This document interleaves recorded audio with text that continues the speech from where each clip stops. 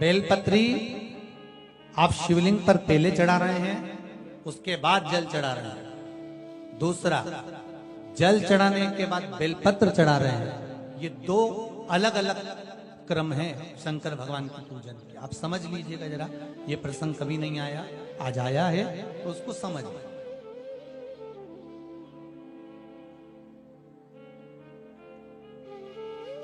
पहले बेलपत्र, उसके बाद में जल जो चढ़ाया जाता है, ये रोग मुक्ति के लिए चढ़ाया जाता है। काय के लिए चढ़ाते हैं अपन? रोग के निवारण, रोग मुक्ति के। आप शिव मंदिर में जाकर दर्शन करेंगे तो दो चीजें अपने को दर्शन करने को मिलेगी। एक, भक्त आता है शंकर जी के मंदिर में, लोग भाव से पहुंचते हैं तो पहले वो क्या करते हैं, पहले बेलपत्री चढ़ा देते हैं, फिर जल चढ़ा देते हैं। और एक भक्त जो शिव मंदिर में पहुंचता है, पहले जल चढ़ाता है, फिर बेलपत्र चढ़ाता है। दोनों का अलग अलग क्रम है, दोनों का अलग अलग भाव वर्णन है। पहला, अगर बेलपत्र चढ़ाया है और उसके बाद अगर शंकर भगवान पे जल चढ़ा रहे हो तो ये रोग मुक्ति के लिए होता है। जैसे बड़े रोग किसी को हो जाए, रोग किसी को घेर ले, तो वो बेलपत्री चढ़ाने के बाद फिर जल चढ़ाएगा तो उसको रोग थम जाएगा और फिर वो रोग आगे नहीं बढ़ेगा, आगे नहीं बढ़ेगा। रोगों को थामने के लिए बेलपत्री पहले, फिर जल। और जब कुछ कार्य के लिए आप, सिद्धता के लिए आप, अच्छे कार्य के लिए आप, मन की प्रसन्नता के लिए, आनंदता के लिए आप शिव आराधना कर रहे हो, आप शंकर की आराधना कर रहे हो, तो आप जल चढ़ाकर फिर बेलपत्री चढ़ाओ, उसका लाभ आनंद में। आपने जल चढ़ाया, उसके बाद बेलपत्री चढ़ाओ।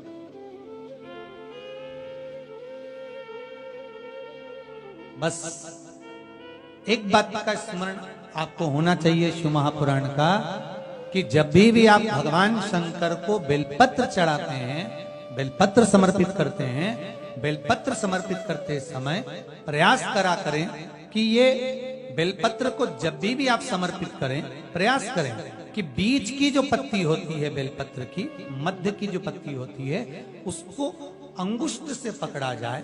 उसके बाद में आप फिर बेलपत्री को शिव पर समर्पित करें, प्रयास करें।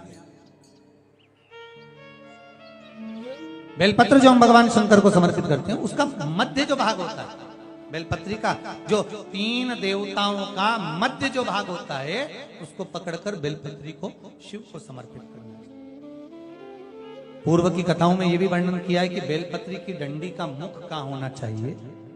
पूर्व की कथाओं में यह भी बताया गया है कि बेलपत्री की तीनों डंडियों के बीच में, तीनों पत्तियों के बीच में जो खाली जगह होती है, डंडी होती है, उसका क्या महत्व है, ये पूर्व की कथा में पहले बता चुके। पर आज जो क्रम चल रहा है कथा का, उसमें अपन जो समझ रहे हैं वो ये होना चाहिए कि आप किस कामना से जल चढ़ा रहे हैं, आपके जल चढ़ाने का क्रम क्या है।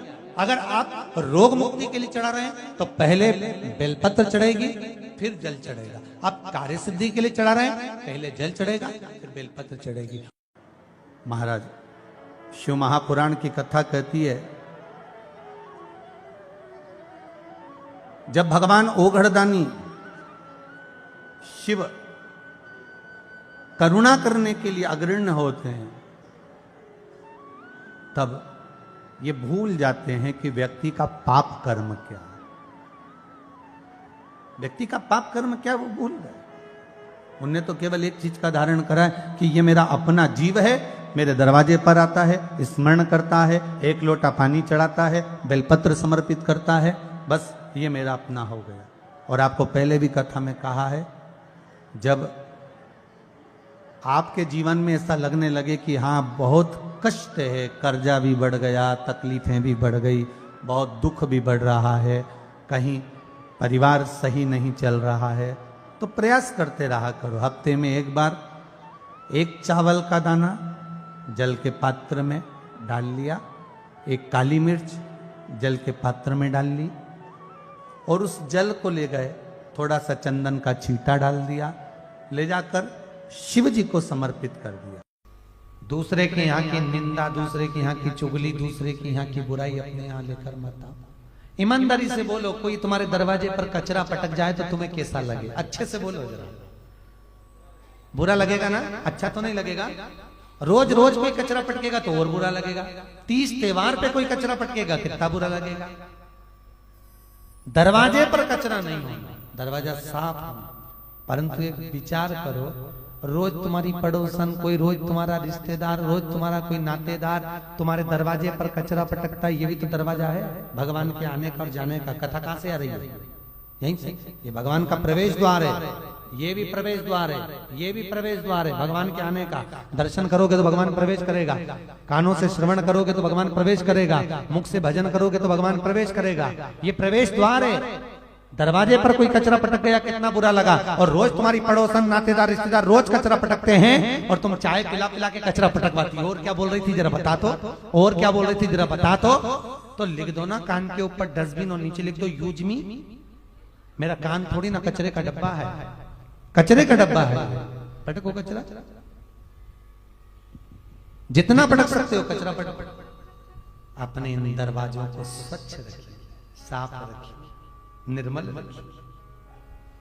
ये मुख निर्मल होना चाहिए। अब शब्द निकले ही नहीं।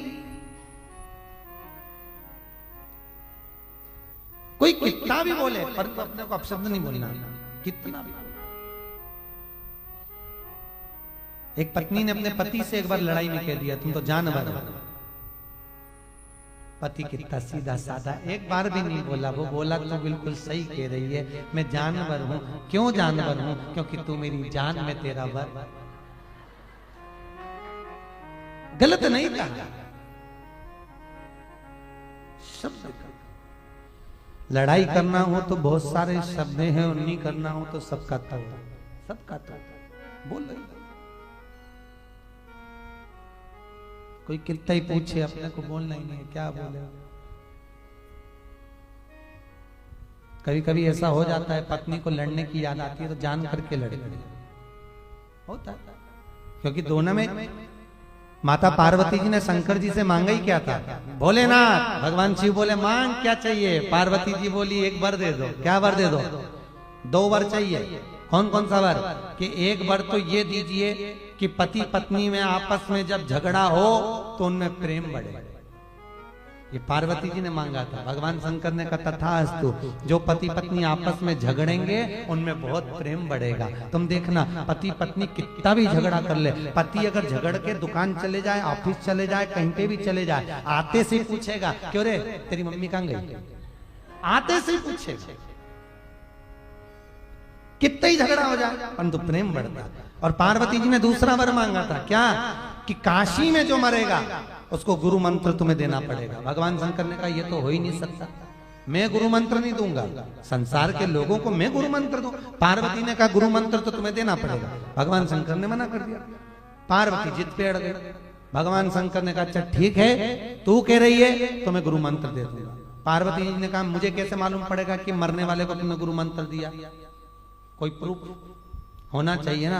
तो भगवान शंकर ने कहा तू क्या चाहती है? पार्वती ने कहा मुझे वर दो कि काशी में जो मरेगा उसको गुरु मंत्र तुम दोगे, पर काशी में मरने वाले को जब गुरु मंत्र दोगे, गुरु मंत्र कानों में दिया जाता है, मंत्र देने के बाद कान को मोड़ देना तो मैं समझ जाऊंगी कि गुरु मंत्र दे दिया। भगवान भोलेनाथ करे पागलों जैसी बात करती है पार्वती के नहीं मंत्र देना हो तो बोलो। भगवान ने कहा ठीक है। आज भी प्रमाण है, काशी में जो मरता है उसको भगवान शिव गुरु मंत्र प्रदान करते हैं और उसका राइट कान मोड़ देते हैं। आज भी काशी में मरने वाले का सीधा कान अपने आप मोड़ जाता है, अपने आप, क्योंकि भगवान शंकर गुरु मंत्र प्रदान करते, भगवान शिव मंत्र देते। जिनको रात में नींद नहीं आती हो, टेबलेट खाकर सोना पड़ता हो, रात भर नींद नहीं आ रही हो, कुछ मत करो, सोने के पहले भगवान शंकर की 5 लड़कियों का नाम 11-11 बार ले लो। पलंग पर जैसी पढ़ो वैसी 11-11 बार नाम ले लो। आपको टेबलेट खाने की जरूरत नहीं पड़ेगी। ऐसी नींद आएगी कि सुबह 6 बजे भी उठना बड़ी मुश्किल से उठोगे तब उठना पड़ेगा। ऐसी चक्र नींद आती है। जो टेबलेट खाकर सोते हो, रात को नींद की गोली खाते हो, उनको नहीं खाना।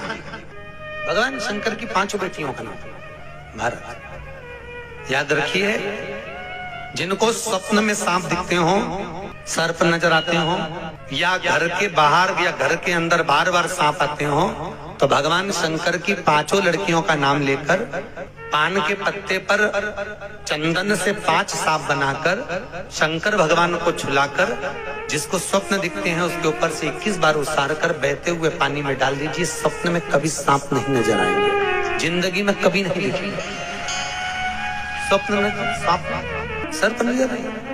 जया, विषहरा, शामली बाली, दो तली और देव, ये शंकर भगवान की 5 लड़की। और आज भी नियम है, अगर शरम्भेश्वर महादेव का नाम लेकर जिस व्यक्ति को क्रोध आता है उस व्यक्ति का हाथ लगवाकर चावल की पोटली को शिव जी के मंदिर में रख दिया जाए तो व्यक्ति का क्रोध समाप्त हो जाता है। आज भी नियम है।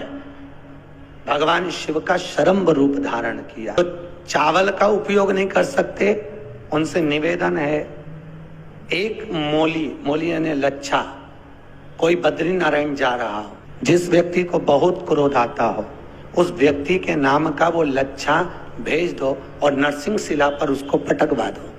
व्यक्ति एकदम शीतल रहेगा, चिड़चिड़ प्रवृत्ति समाप्त हो जाएगी, क्रोध एकदम चले जाएगा। नरसिंह शिला का इतना प्रमाण है। नरसिंह शिला कहाँ पर है? वो नरसिंह शिला बद्रीनारायण, अलकनंदा नदी के बीच। पसीना आने लगता हो, घबराहट होने लगती हो, एकदम तुरंत घबराहट हो जाए, चाहे दिन में हो चाहे रात में हो, घबराहट उत्पन्न, तो उसके लिए ध्रुमावती माता का नाम लीजिए और ध्रुमावती माता के नाम से गुड़ की 7 टुकड़े कर लीजिए। गुड़ की जो बट्टी होती है उसके 7 टुकड़े कर लीजिए और ध्रुमावती माता के नाम से जहां पर गौरी और शंकर दोनों विराजमान हो, गौरी और शंकर का मंदिर यदि आप दर्शन करेंगे तो शंकर भगवान का जहां शिवलिंग हो और शिवलिंग के साथ में पार्वती जी शंकर के साथ नीचे ही बैठी हो, सामने दीवार पर या ऊंचाई पर हो। आपको पहले कहा था शंकर जी के शिवलिंग का आपको कई बार दर्शन कराया। एक विष्णु शिवलिंग होता है, एक डमरू जैसा शिवलिंग होता है जिसको बैठ कर पूजा नहीं जाता, जिसको खड़े होकर जल चढ़ाए। एक शिवलिंग होता है जो जमीन पर ही रहता है, जिसको गौरी शंकर कहते हैं हमारे।